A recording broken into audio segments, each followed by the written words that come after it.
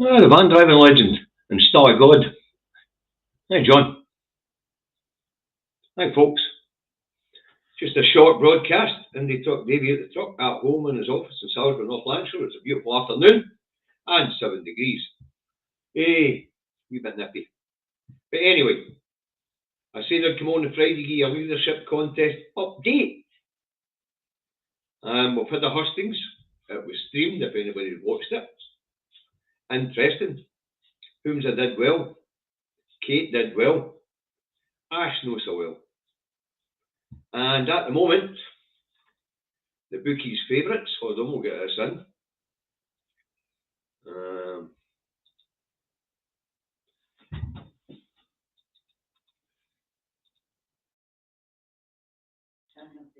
Don't know if you can see that, folks, but at this point in time, Humza is the Bookies favourites on 45 on. Kate's even money, and Ash is 11 to 1 against. Alright. You get right, don't you? I'm not impressed. They're all saying independence is imperative. They're all saying it's needed, but none of them are saying how we're getting there. In fact, Humza made a good point in one of the hustings, and that was that Nicola Sturgeon's stateswoman, head and shoulders above them all as a politician, and apparently she couldn't see the way forward. I don't see anybody in the three of them that's going to stand there, put their hand up and say enough.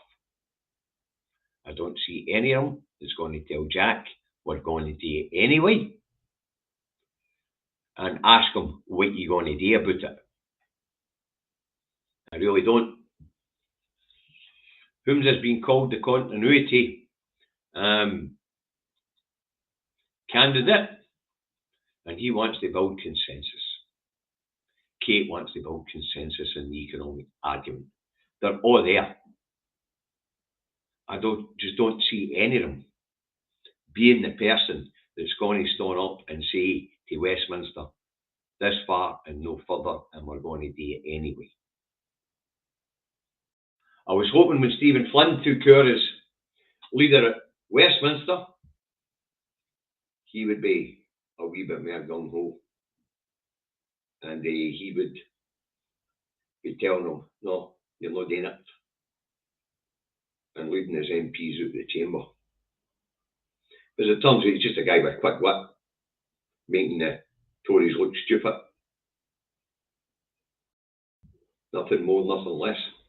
And I see Humza being a reasonable First Minister. I see Kate being a reasonable First Minister. I really don't know enough about Ash and her constituency work and things like that to be able to say whether I think she's an able politician who could be an able First Minister. So far, Ash is the only one that said that majority MPs, majority vote, and she'd call it. She never said when, what sort of election, anything like that. But that's what she said. So that's my update. Much of the same when I look at them all. I look at three of them. But the one thing I think is putting the members off Ash is when it came to something difficult, she ran away from her office.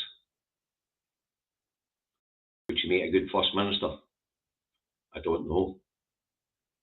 Next time something difficult comes along, does she just quit?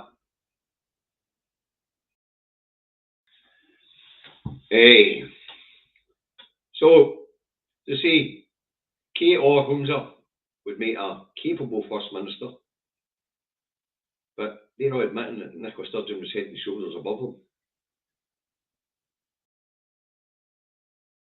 And Nicola Sturgeon couldn't resolve the situation, as Humza's pointed out. The reason why she resigned was to allow the party to have a discussion on the way forward. And that's been kicked into the long grass for the time being. So unless some of them start making some real serious noises and put their horn up and say to Westminster, no further. And if you come any further, we're going to rip up a 3-year union. Don't see any of them saying that they'd drag Charlie into court for the carry on with Northern Ireland and Scotland's democracy being undermined the way it's been undermined. He's not fulfilling his role in the Claim of Right. He's not upholding that Claim of Right. He's not working as our head of state in our benefit or for our benefit. Ice Ninja, we're all going to have different opinions on them. I mean, all the articles I've read said people are not getting our Kate's opposition to gay marriage or sex outside marriage.